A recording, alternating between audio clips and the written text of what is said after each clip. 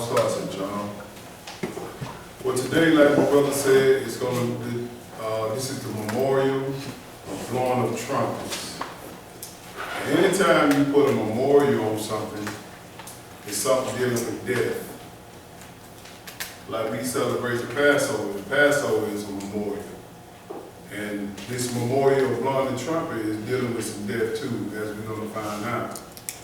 And the world is blind to this, but because the preacher in the Sunday churches, they all flocked in there today, but they don't understand that today is memorial of blowing the trumpet, one of God's high holy days. This is a Sabbath day. The weekly Sabbath day is on Saturday, which is the seventh day. A high holy day sometimes falls in the middle of the week, Sunday all the way down to Friday, and sometimes on Saturday. That's why we call it high holy, meaning it don't fall at the end of the week. But anyway, like I said before, we here on the Lord High Holy Day, and we're going to get into this lesson and let you know that you're not just gathering here just for a simple church service. It's going to be some pain and destruction going on when this time comes, when these trumpets are blown. So it's best for us to know what we're supposed to be doing and where we're supposed to be when these trumpets are blown. So make sure you just take notes, because we're going to go through a lot of scriptures, deal with a lot of Revelation scriptures. But we're going to turn to Leviticus chapter 23. We're going to start with verse 1.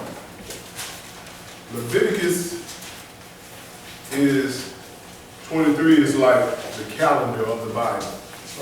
We don't need the Gregorian calendar, which is the Roman calendar per se of Israel, because God starts his days off in the springtime. This is when you have Passover, and from Passover, the Feast of Unleavened Bread, Pentecost, then now we at trumpets, and then the Day of Atonement, all the way down to the Feast of Tabernacles. Those are God's high holy days. So we're going to read in Leviticus chapter 23 and verse 1 to understand why we are here. You're not here because Jeff said come here. I'm not the one having you here, period. I want to make sure to emphasize that. Because if I go left and you see where I'm going left, don't follow me. Follow the pages of this book. Follow them, for real. So we're going to open up this lesson with the understanding this piece. Go ahead, brother. And the Lord spake unto Moses, saying, Speak unto the children of Israel, and say unto them, concerning the feast of the Lord, which ye shall proclaim to be holy convocations. Yes, sir. Even these are my feasts. So a lot of people think that these feasts or high holy days are the Jews' feasts. Those are so y'all Jewish. No, we're not Jewish. These are the Lord's feasts, as he said. He said, have a holy convocation. This is what convocation is. It's a church gathering. We must be here. This is a commandment of God. It's not where Jeff said be here. No, he's looking down to making sure you are doing what you're supposed to do, and he writing your name in the pages of that book of life. And also, your name can be scratched out of that book of life if you're not doing what he told you to do. So this is what we understand. Go ahead. Verse 3. 6 days shall work be done, but the seventh day is the Sabbath of rest. Yes, sir. And holy convocation, ye shall do no work therein. It is the Sabbath of the Lord in all your dwellings. This is the Sabbath of the Lord in all your dwellings. And you got a lot of people who think you can only keep the Sabbath day in Jerusalem. What did that just say? All your dwellings. All your dwellings. He knows we in this land of our captivity. He knows he put us here. So don't just think, well, we just doing it just because. No.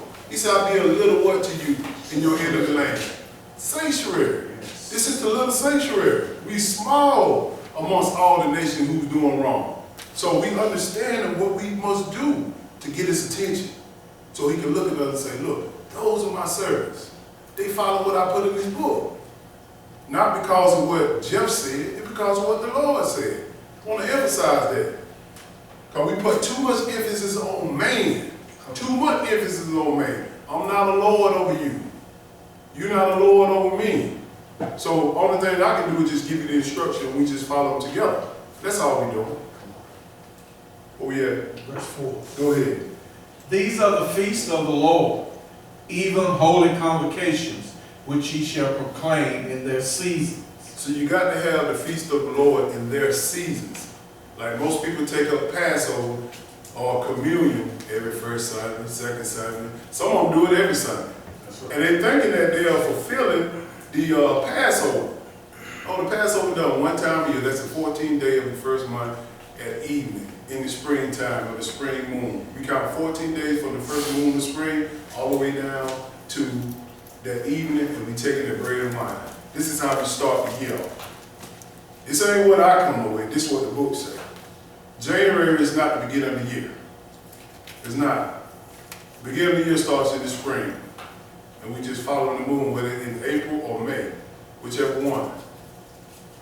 So let's get down to this feast and understand why we're here. Verse 23. Jump down to verse 23. Go ahead.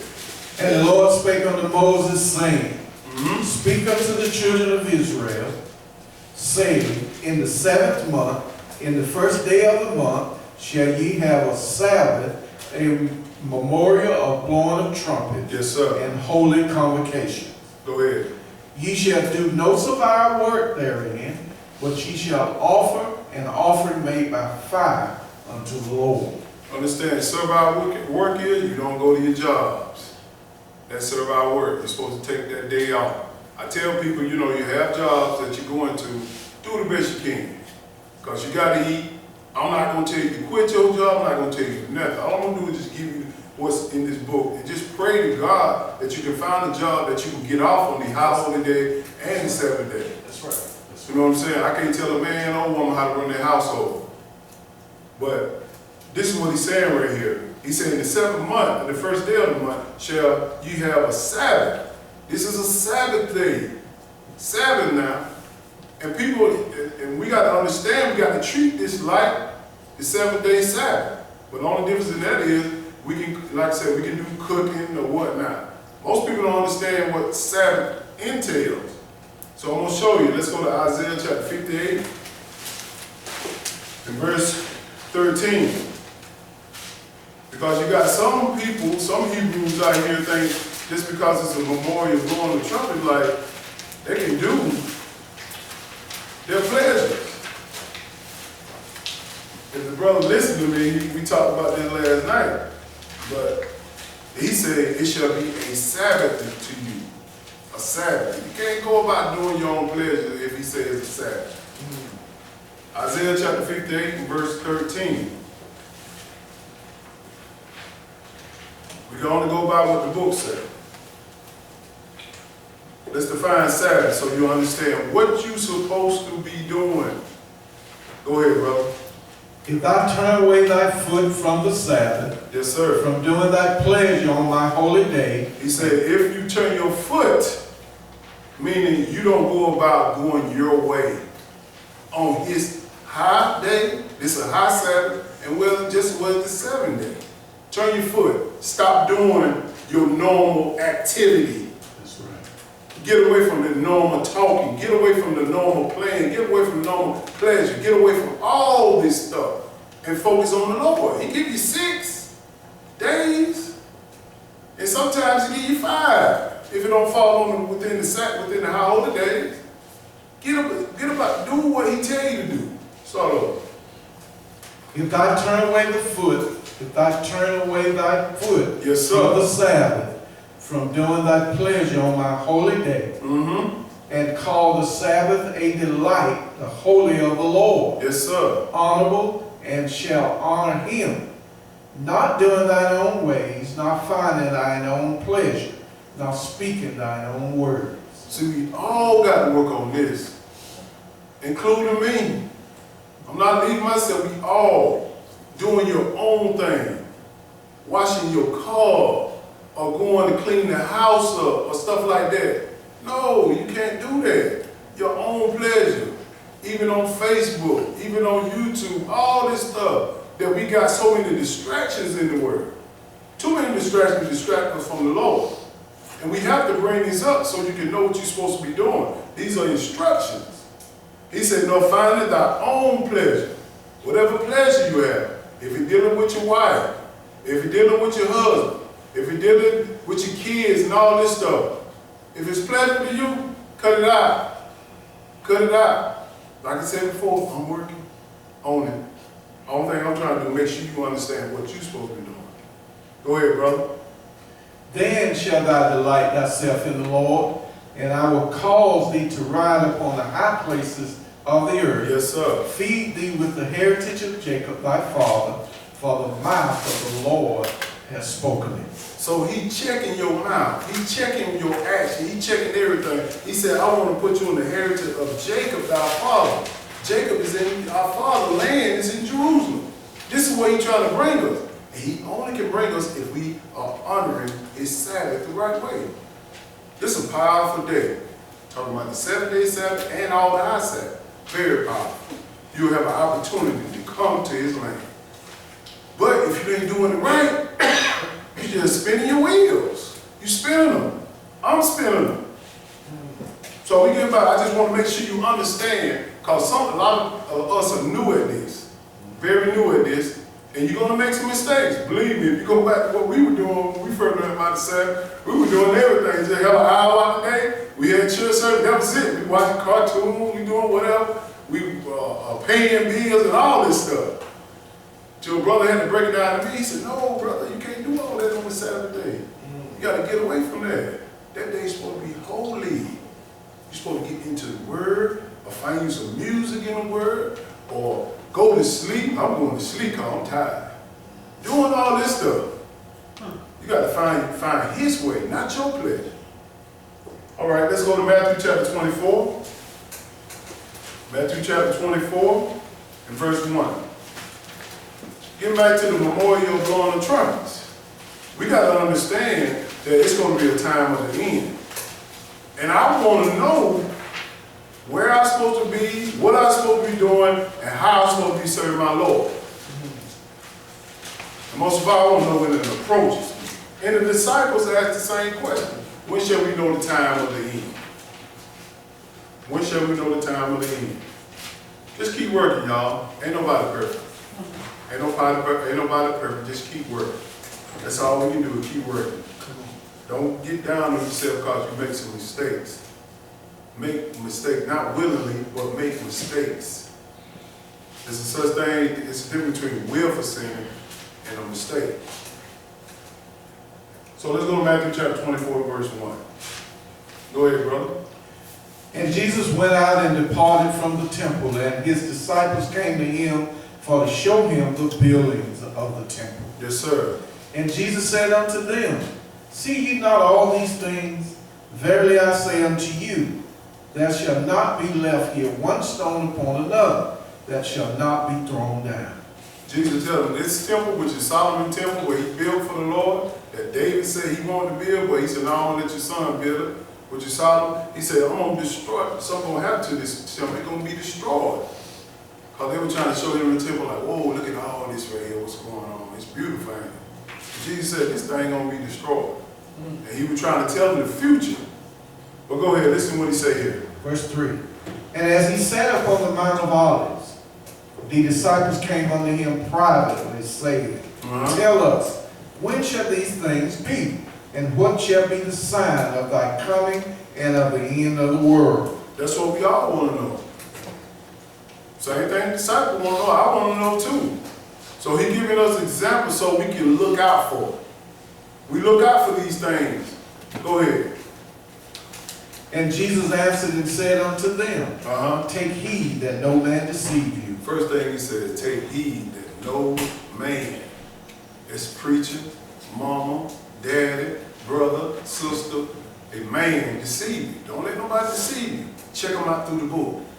Go to the book and check them. This is the answer key, how you check people out and see if they're telling you the truth. Go ahead, brother. For many shall come in my name, saying, I am Christ, and shall deceive many. They showed deceive him. On Sunday, they deceive him all day, every day. They in churches right now, hollering out Jesus' name. And what did he say? Many shall come in my name, and they're going to deceive many. And you have some brothers and sisters think just because a person say Jesus, oh, they good. No, this name will deceive you. And also, it's a name that will bring you salvation too. But you got to go in detail and check this person out through the book. Go ahead, brother. Verse 6. And ye shall hear wars and rumors of wars. Yes, sir. See that ye be not troubled, for all these things must come to pass. But the end is not yet. This is what we're going through now. Wars and rumors of war. All day, every day. War over there in Jerusalem, war over all over the world. We warring against each other, nation against nation. Go ahead. For nation shall rise against nation, kingdom against kingdom. And there shall be famine and pestilence and earthquakes in divers places. We're seeing all this now. Nation against nation, white against black. Nation. They're talking about a nation right here. You got a black nation, which is a Hebrew nation. Then you got a nation of another black nation, which is an African nation. Then you got a white nation, which is the white people, the Gentile nation. Everybody warring. This is what we're living in the time now. He said there should be divers, in divers places, earthquakes, pestilence. We see all this stuff, sinkholes just popping up everywhere. A man was in his house, and the sinkhole came under the house, and in his bedroom, he dropped straight to the ground. They ain't found no traces of it. Earthquake, that's all it is. You have people that have cars on the side of the road. Earthquake came and took down about 20 cars into the ground. All this stuff is happening now. You got to pay attention, and I got to pay attention. Go ahead. Verse 8. All these are the beginning of sorrows. This is just the beginning. When we get to these trumpets, you're going to know this is just the beginning. It's some scary stuff. Go ahead. Then shall they deliver you up to be afflicted, and shall kill you, and ye shall be hated of all nations for my name's sake. And we hate it. We tell them what thus saith the Lord. Tell them you breaking the Sabbath day if you don't do exactly what the Sabbath day says. And then they hate us. And we tell them about the dietary law, about catfish, shrimp, swine, they hate us. Get used to this. They gonna hate you for his sake. Everybody in the world is not gonna be with us, I'm telling you. The quicker you understand that, the better off you will be. Come on, amen. The quicker you understand it, the better off you'll be. Go ahead, brother. Jump down to verse 29. Yeah, jump down to verse 29. See, a lot of people think that this stuff is going to happen after Jesus comes. All this is going to happen way before Jesus comes, and this is just the beginning. Look at verse 29. Go ahead. Immediately after the tribulation of those days shall the sun be darkened, and the moon shall not give her light. Yes, sir. And the stars shall fall from heaven, and the powers of the heavens shall be shaken.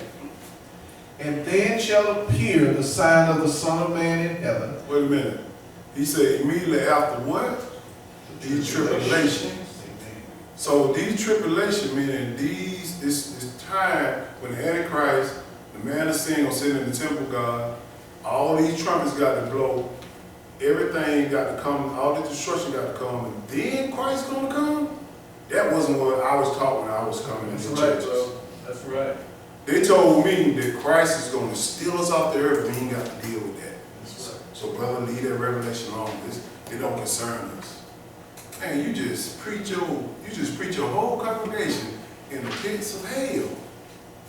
And destruction. These people are playing Russian roulette with your life, with my life, if we don't understand this book. If you don't know what Russian roulette is, they got to put one bullet in the chamber and they spin it. And then they put it to the head and they click. Sometimes they shoot, sometimes it might go off and sometimes it might not. But if you read the book, you ain't got to play with my life like this. I don't let you play with my life like this. I know because I'm reading them I'm understanding. He said, immediately after the tribulation shall the Son of Man appear in heaven. This is when Jesus comes back, when all that stuff is done. Go ahead. Verse 30. And then shall appear the sign of the Son of Man in heaven. Yes, sir. And then shall all the tribes of the earth mourn. And they shall see the Son of Man coming in the clouds of heaven with power and great glory. And that's all we wonder. Why the tribes mourning? Because of the destruction that he got with these trumpets. You know why they mourn. It's going to be so much blood, so much pain. They mourning. And some of them are not going to understand that this is Jesus the Christ that's coming down. They'll be like, oh, he's for real. They can be mourning because of that. He's for real. I thought he was fake.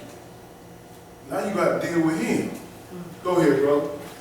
31. And he shall send his angels with a great sound of a trumpet. Yes, sir. And they shall gather together his elect from the four winds, from one end of heaven to the other. That great trumpet, that's the last trumpet that will blow. The seventh trumpet. But we got to understand why we're here today. Let's go to Revelation chapter 8 and verse 1. Let's understand these trumpets. This is the last trump that Jesus is going to come. But he got 6 more before that trumpet is blown. And we need to know what comes behind these trumpets. Revelation chapter 8 and verse 1. I want y'all to be fully equipped so you can understand for yourself, take notes, write this stuff down, because it's going to come to pass. So it should be no shock to you. All you say is, I was waiting on that. Let's understand about these trumpets. Revelation chapter 8, we're going to read 1 and 2 and jump to 5. Go ahead, brother.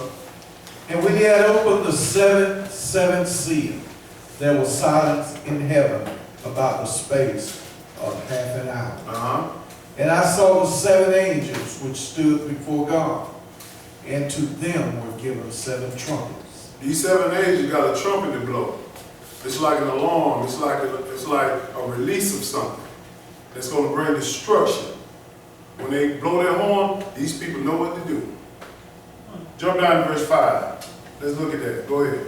And the angel took the censer and filled it with fire of the altar. Yes, sir. Cast it unto the earth. And there were voices and thundering and lightning and an earthquake. Go ahead.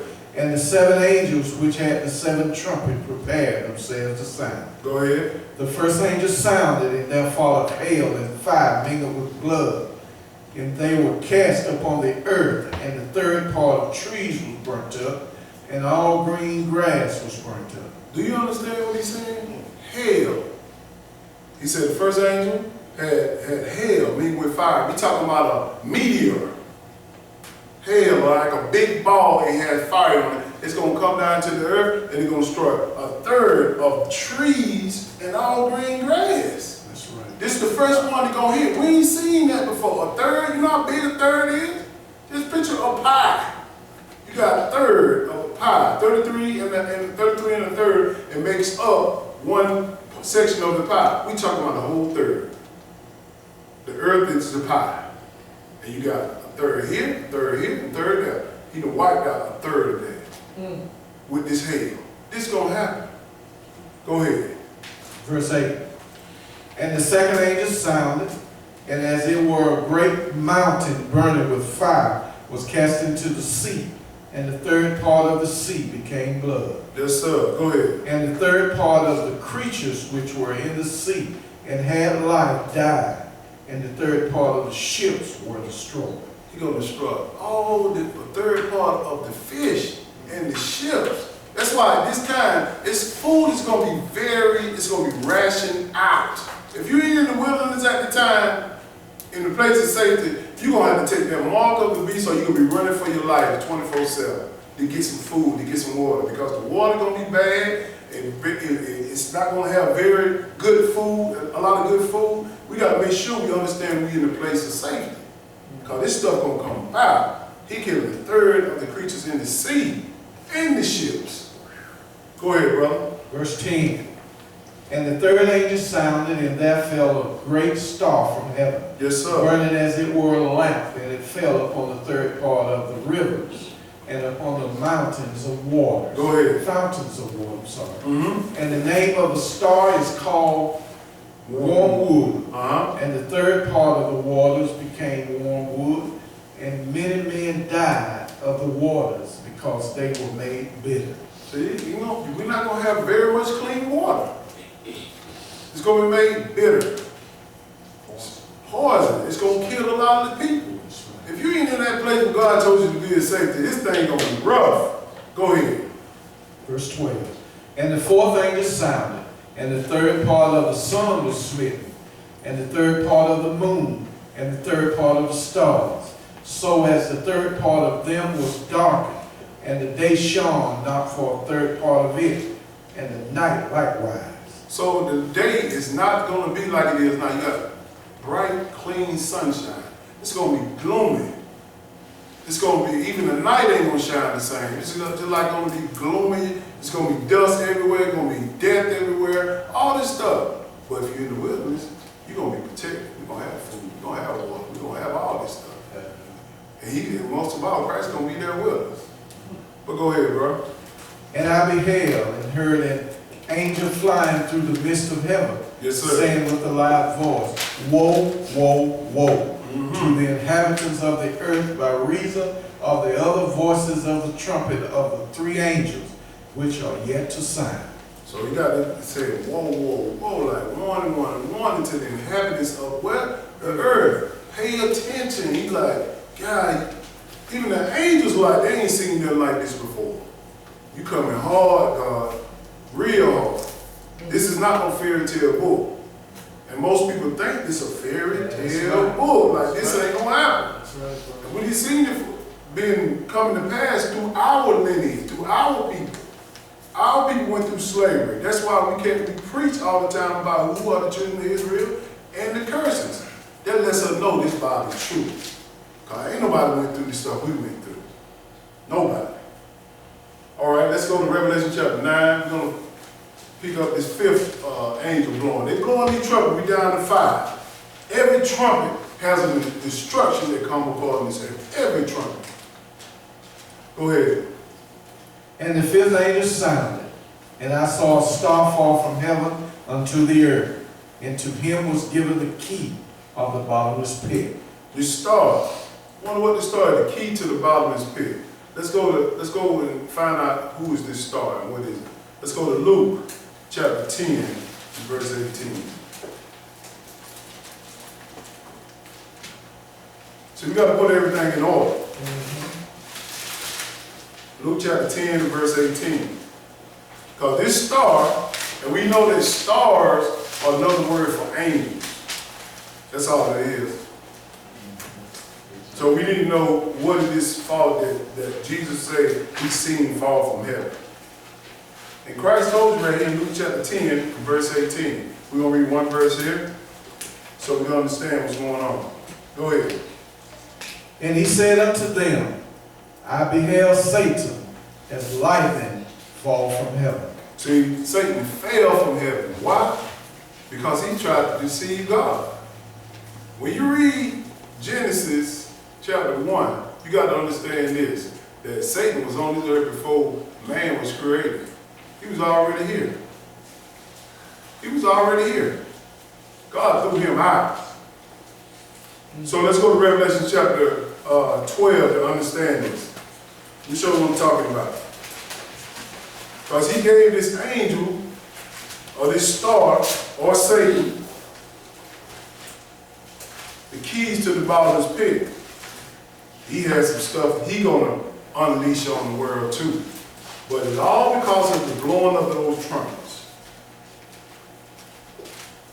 Let me show you how Satan got kicked out first. Revelation chapter 12 and verse 7. So we dealing with this star. Go ahead, brother. And there was war in heaven. Michael and his angels fought against the dragon, and the dragon fought, and his angels, and prevailed not. Neither was their place found any more in heaven. Yes, sir. And the great dragon was cast out, that old serpent called the devil and Satan, which deceiveth the whole world. This is all his name: the devil, the great dragon, the serpent. All these are Satan's names. Go ahead. He was cast out into the earth, and his angels was cast out with him. God kicked him out. He told Michael, go get him out of here. Kicked him out to the earth. But jump back up to, we finished that. Yes, Jump back up to verse 3. Okay. Go ahead. And there appeared another one in heaven, and behold, a great red dragon, having 7 heads and 10 horns, and 7 crowns